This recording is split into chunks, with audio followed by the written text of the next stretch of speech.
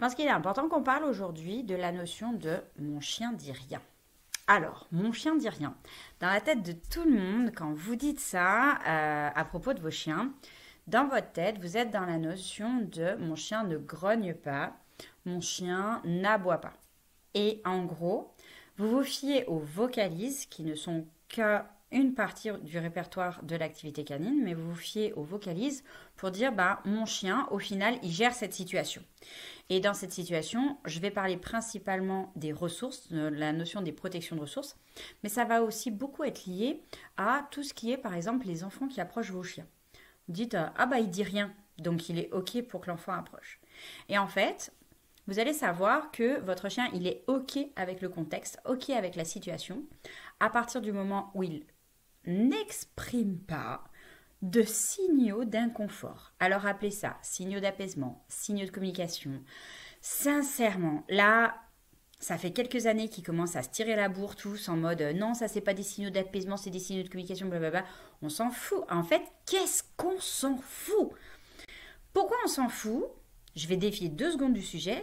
C'est parce que à force, et là je parle à tous ceux qui sont en positif, hein, mais je parle d'une façon générale, à force de vous tirer dans les pattes sur ah oui mais c'est pas comme ça qu'on dit, c'est gna gna gna gna, et ben en fait du coup on perd toute crédibilité. Les éducateurs canins perdent de la crédibilité, en tout cas les éducateurs canins en positif, et du coup ça renforce les éducateurs qui sont en méthode coercitive. Parce qu'eux au moins ils se tirent pas dans les pattes. Voilà. Donc à un moment donné, il faut arrêter 2 secondes. On appelle ça un chat. Et le chat, ici, c'est le langage du chien. Point. Vous avez le langage verbal et le langage non verbal. Point, ça s'arrête là. Donc maintenant, je reviens sur mon sujet principal. Donc le langage du chien. Son langage non verbal, d'accord? Donc ses yeux, ses postures, grosso modo, ses postures, ses mimiques. Qu'est-ce qu'il dit le chien? Si par exemple, quand j'approche de la gamelle du chien, mon chien il vient enfoncer la tête comme ça dans la gamelle, il me dit je suis pas à l'aise avec le fait que tu t'approches de ma gamelle, que tu t'approches de ma nourriture. Pour certains chiens, c'est juste la notion de nourriture, mais pour certains chiens, ça va jusqu'à la gamelle en elle-même, c'est-à-dire que la gamelle peut être vide et le chien va faire de la protection de ressources quand même, parce que c'est sur sa gamelle, ok? Quand, au moment où vous approchez la gamelle de votre chien se met à accélérer son mouvement, d'accord? Il se met à accélérer le fait de manger. Il fait aussi de la protection de ressources. Il n'est pas à l'aise avec le fait que vous approchez de la gamelle. Le chien qui met ses pattes bien devant la gamelle quand il mange, que vous le sentez, utilisez votre ressenti, il n'est pas serein. Dans sa posture, il vous dit « Je ne suis pas à l'aise avec le fait que tu t'approches de ma gamelle. Je ne suis pas à l'aise. » Des fois, il y en a même certains qui sont à un tel stade d'insécurité qui sont juste pas à l'aise quand ils mangent, parce qu'ils ont peur qu'on leur retire la ressource, que vous soyez là ou pas. Donc en fait, c'est vite, vite, vite, vite, il faut que je mange. Et je pense que c'est vraiment important de comprendre ça, parce qu'il y a énormément d'accidents de morsure, il y a des chiens qui sont replacés, il y a des chiens qui sont abandonnés, tout simplement parce qu'on les a pas lus, et qu'on les a harcelés pendant X semaines, mois, années, jusqu'au jour où il y a un accident, et on se dit, mon chien a un problème. Ton chien, votre chien ne gère pas cette situation. Ça ne veut pas dire qu'il a un problème à proprement dit. D'accord? On ne va pas le cataloguer, le mettre dans une boîte, le mettre dans une cellule, parce que ce contexte-là, il ne le gère pas. Moi, je propose qu'on se retourne 2 secondes en tant qu'humain sur nous-mêmes et qu'on se dise, ok, qu'est-ce que j'ai fait comme erreur qui a accentué une insécurité chez mon chien? Je pense que si on se met à parler d'insécurité chez l'individu, et là je vous parle canin, je vous parle humain, si on se met à parler d'insécurité de l'individu, on change le regard sur une situation. Si on se dit, tiens, je constate que dans ce contexte, mon chien il se sent en insécurité, il se sent pas à l'aise. Eh bien, on va l'aborder autrement d'un point de vue éducatif. On va venir chercher, ok, quelle est l'émotion? Peut-être si j'ai un peu le vécu de mon chien ou pas, on cherche l'origine ou pas, peu importe, on peut mettre plein de peut-être parce que de toute façon on n'est pas dans sa tête, donc ça sera toujours du peut-être qu'il a vécu ça, peut-être qu'il ressent ça, etc., etc. On peut globalement définir l'émotion. De là à dire vraiment de façon assurée, il ressent ça aujourd'hui parce qu'il a vécu ça, je pense que personne peut le dire. Personne.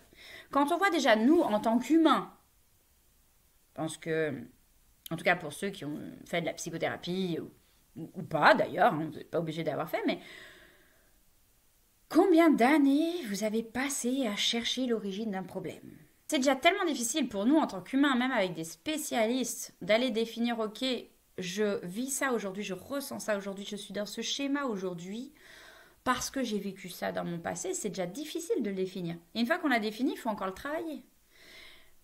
Et des fois, c'est un cumul. Bah oui, j'ai vécu ça, plus ça, plus ça, plus ça, et aujourd'hui, je suis cette personne-là. Pour le canin, c'est exactement la même chose. Vous ne pourrez pas définir exactement qu'est-ce qu'il a vécu. Oui, on peut dire ah oui, mais quand il était chaud, je faisais l'exercice où je pose la gamelle et s'il se relève, je remonte la gamelle. Ok, ça va être une des explications de pourquoi le chien fait de la protection de ressources aujourd'hui. Mais avant toute chose, il y a une génétique. S'il n'y a pas une génétique, il n'y a pas forcément cette problématique. Vous voyez? Et du coup, je pense qu'il est important de venir prendre le temps de se retourner un petit peu sur soi et de se dire ok. Là, mon chien vit un inconfort. Plus mon chien a un problème. Vous voyez, moi j'en ai marre dans mon métier, même en tant qu'éducateur canin, de devoir dire aux gens, votre chien a ce problème-là, votre chien fait de la protection de ressources, votre chien fait de l'agression de, etc., etc. Aujourd'hui, et là ça fait plusieurs mois et même 2-3 ans maintenant que je travaille comme ça, ce que je viens de dire aux gens, c'est dans ce contexte, on a cette problématique-là. Pourquoi? Parce que quand on catalogue, quand on dit le chien il fait ça, en gros ça veut dire qu'il fait ça dans tous les contextes. Et pas forcément. Pas forcément. Si je prends le simple exemple de la protection de ressources, il le fait peut-être chez lui, il ne le fait pas chez la cousine. Il fait peut-être pas un problème chez moi, qui fait peut-être chez mes grands-parents. Je ne sais pas. Mais de là à dire que une problématique est généralisée, il y a souvent un grand monde qui sépare. Et de là, alors pour les professionnels, quand on analyse une problématique, regardez, est-ce qu'il le fait dans tous les contextes? Est-ce qu'il le fait avec toutes les ressources? Est-ce qu'il le fait avec tout? Ou est-ce que c'est contextuel? Vous verrez que très souvent c'est contextuel. On revient sur, ok, et qu'est-ce qu'il me dit? Il fait de la protection de ressources. Ok, d'accord. Est-ce qu'il m'indique un grand inconfort, un léger inconfort? Est-ce qu'il m'indique que bon, il n'aime pas trop, mais ça passe? Ok. Qu'est-ce qu'il indique exactement? Et avec ces signaux non verbaux, c'est comme ça que je sais comment je travaille mon chien. C'est comme ça qu'en tant que particulier et humain de ce canin-là, je sais, ok, il y a vraiment quelque chose à travailler ici. Je peux globalement me débrouiller tout seul. Il y a plein de gens qui sont hyper autonomes, qui sont pleins de bon sens et qui d'eux-mêmes vont rajouter des petites knackis, du jambon, du fromage dans les gamelles de leur chien et qui règlent même la problématique. Pareil, arrêtez de penser que parce qu'on est éducateur canin, on est Dieu. On n'est pas Dieu. Il y a plein de gens qui sont bourrés de bon sens et qui font plus juste même que certains éducateurs canins. J'en ai vu encore pas, il n'y a pas très longtemps. Donc, l'analyse du chien sur son non-verbal, c'est vraiment venir chercher, ok, qu'est-ce qui communique à ce moment-là et qu'est-ce qui communique en termes d'insécurité. Quand on a des enfants qui viennent approcher le chien et qui veulent le caresser, oui, je suis d'accord pour que tu caresses mon chien, ou non, je ne suis pas d'accord. Par contre, si je suis d'accord, je vais te demander à mon chien. Appelle mon chien, surtout on ne lui tend pas la main, mais tu appelles mon chien, tu regardes s'il s'approche de toi ou pas. Il n'a pas besoin de grogner, mon chien. C'est pas parce que il ne grogne pas ou qu'il n'aboie pas l'enfant qu'il n'est pas en train de dire je suis en inconfort. Et combien de gens je vois aux sorties d'école qui viennent avec leur chien et puis les enfants approchent, les enfants font juste, ils demandent à l'humain s'ils peuvent caresser le chien. Les humains disent oui, il est très gentil. Et je vois le chien qui fait. Il aboie pas, il grogne pas. Mais dans son non-verbal, il dit moi je n'ai pas demandé à être papouillé par le premier venu. Un chien qui recule. Il peut reculer des fois juste d'une patte. C'est hyper infime comme communication. Mais il recule. Dans son non-verbal, dans sa posture, dans sa mimique, il dit non, je veux pas être caressé. Et pourtant, il ne grogne pas, il n'aboie pas. En fait, tout le monde vient chercher cet aboiement ou ce grognement. Et en même temps, parallèlement, quand le chien aboie ou grogne, il se fait engueuler. Parce que sociétalement, ce n'est pas acceptable. Parce que sociétalement, oh, mon chien est agressif. Il n'est pas agressif. Il dit qu'il n'aime pas cette situation. Il dit qu'il n'est pas à l'aise. Il dit qu'il est en insécurité maximum. Et en général, le chien qui se met à aboyer ou à grogner, c'est le chien qui a été complètement ignoré dans ses postures, dans ses mimiques, dans son non-verbal. C'est un chien que souvent nous avons créé. Quand un chien se met à aboyer contre les autres chiens, si vous remarquez, il n'a pas aboyé dès le départ, il partait pas sur ses deux pattes arrière dès le départ. Avant, il exprimait autrement. Avant, il l'exprimait de façon beaucoup plus sociétalement acceptable. Et maintenant, quand il voit un chien, il se met sur ses deux pattes arrière. Mais en même temps, quand 10, 15, 20, 30 fois, 50 fois, il s'est fait rentrer dedans par des chiens qui sont venus de façon hyper impolie sur eux, alors qu'ils mettaient les signaux de communication d'inconfort. Il se léchait, il détournait les yeux, il détournait la tête, il disait « Mam, s'il te plaît, ou Paps, fais quelque chose sur ce chien qui fonce vers moi. » Et je suis pas à l'aise. Et le chien qui venait quand même « Salut copain !» Et l'humain derrière qui dit « Il est gentil, vous inquiétez pas !» Mais on s'en fout qu'il soit gentil. Le mien aussi est gentil de chien. Mais en fait, mon chien, il n'apprécie pas forcément ce genre d'approche. Et en tant qu'humain, on ne l'apprécie pas forcément. Imaginez, vous êtes dans la rue, puis d'un seul coup, il y a un ou une surexcitée qui arrive vers vous. Ouais, super, je suis trop contente de te voir. Déjà, vous allez faire, tout le monde nous regarde. Mentez pas, je sais que vous êtes tous en train de vous dire, oh, c'est honte. Personne, aucun humain. Ouais, on va être sympa.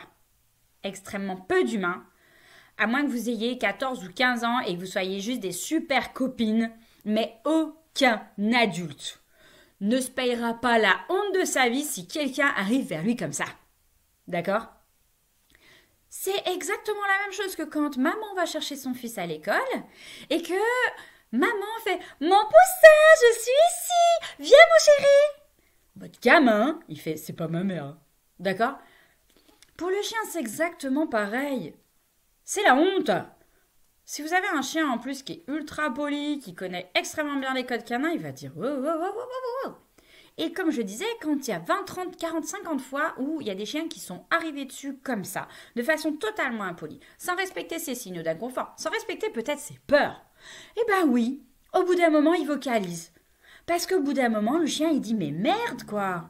Si vous pouviez un peu écouter ce que je vous dis. » Je sais pas si vous avez entendu, mais en même temps, il y a ma chienne qui fait un... En gros, typique, ma chienne vient de faire une vocalise pour dire « Tu peux arrêter de parler, s'il te plaît, j'aimerais dormir. » Ok ? C'est un inconfort. C'est pas un inconfort qui va entraîner une morsure, mais c'est un inconfort quand même. Ok ? Et avant ça, elle a fait plein de petits mimiques pour dire « Tu me saoules », elle a mis sa patte sur l'oreille, elle a fait plein de choses. D'accord ? Mais vous voyez, quand vous dites « il dit rien », moi je vous réponds « vous êtes sûr ? Il dit rien, vraiment ?» Ne vous fiez pas au langage verbal de votre chien. En gros, quand votre chien passe en mode vocalise, quand il passe en verbal, il passe en verbal parce que vous avez ignoré le non-verbal, parce que vous ne le connaissiez pas. Et parce que vous avez ignoré son non-verbal, du coup, il se met à parler un peu plus fort. Mais ça ne sert à rien après d'engueuler le chien. C'est à vous de vous remettre en question et de vous dire « J'ai ignoré le non-verbal. Je ne l'ai pas vu. Je ne l'ai pas lu. » Et à partir de là, on va créer une communication beaucoup plus saine avec son chien. Oh, ok, t'es pas à l'aise avec ça. Excuse, j'avais pas vu. Et maintenant que vous aurez vu cette vidéo, vous allez très certainement observer un peu plus votre chien et voir qu'il le dit. Il le dit qu'il n'est pas à l'aise. Il le dit qu'il n'est pas à l'aise quand vous venez récupérer la balle. L'autre jour, par exemple, j'ai eu un cas où, en fait, le chien aime jouer avec l'humain sur un temps assez court. Quand il veut plus jouer, il prend sa balle, il va se mettre dans son coin. Et l'humain, qu'est-ce qu'il fait ? Il va chercher la balle. Une fois, deux fois, troisième fois, il s'est fait mordre. Le chien prend sa balle, s'en va. Ça veut dire je n'ai plus envie de jouer. Les enfants le font totalement spontanément et naturellement. À force de vivre dans une société où on se force à faire les choses, on finit par ne plus voir le vrai langage, on finit par ne plus regarder, observer Et surtout, ce qu'on ne fait plus, c'est être naturel. C'est observer le naturel, c'est observer le... Si j'enlève toutes les barrières de la société, si j'enlève tout ce qui est sociétalement acceptable, si j'enlève toute la culture, toute l'éducation, si j'enlève tout ce qu'on m'a inculqué, bon ou mauvais, il reste le naturel, il reste le spontané, il reste l'émotion pure. Sans modification, sans travail, sans psychothérapie, sans psychanalyse, sans quoi que ce soit. Il reste juste l'émotion. Qu'est-ce que ton émotion pure, elle me dit? Et à partir du moment où j'observe mon chien, et où je me dis, qu'est-ce que ton émotion pure, elle me dit, là, je sais qui il est, à cet instant précis. Ça ne veut pas dire que dans un autre contexte, il ne le gérera pas. Ça ne veut pas dire que le lendemain, il ne le gérera pas. Ça ne veut pas dire qu'il va le gérer tous les jours de la même façon. Ça veut dire, dans cette situation, je ne suis pas confortable. Et j'ai besoin que tu m'apprennes à gérer mon émotion dans cette situation. Alors oui, il y a des chiens, il y a des races. On va commencer par il y a des races et après il y aura des chiens, il y aura des individus qui vont y gérer toute leur vie, même si voilà. Mais statistiquement, en vieillissant, on gère tous beaucoup moins les choses. Donc, l'idée, c'est de ne pas prendre le risque et de simplement apprendre à étudier son chien, apprendre à le comprendre pour avoir une meilleure relation, une meilleure communication, quelque chose de plus harmonieux avec lui, qui va amener ce que vous souhaitez tous, une belle vie avec votre loulou. Ça ne veut pas dire que vous pourrez l'emmener partout, ça c'est un autre et vaste sujet, mais ça veut juste dire que si déjà à la maison, au sein de votre foyer, les situations sont sécures, que vous dites « j'ai confiance en mon chien », parce que je connais ses émotions, et pas juste « ah !» Je peux laisser le petit à côté parce que mon chien dit rien. Je peux laisser mon petit à côté pendant que mon chien mange parce qu'il ne dit rien. On se parle de l'accident des Malamutes avec le petit garçon qui est mort? Non, on va pas s'en parler. Parce qu'il y avait, de façon sûre et certaine, des signaux de communication, du langage, qui disaient on n'est pas confort dans cette situation et qui ont entraîné un grave accident. Et bien en fait, ça c'est ce qui se passe dans tous les foyers régulièrement. Il y a un langage, il y a une communication claire, nette, transparente de la part du chien. Et cette communication est souvent ignorée, tout simplement parce qu'il ne vocalise pas, parce qu'il ne verbalise pas à voix haute. Et si vous apprenez à lire autre chose que le verbal, si vous apprenez à lire l'intention, l'émotion pure, vous verrez que vous ferez disparaître une bonne partie des problématiques d'agressivité.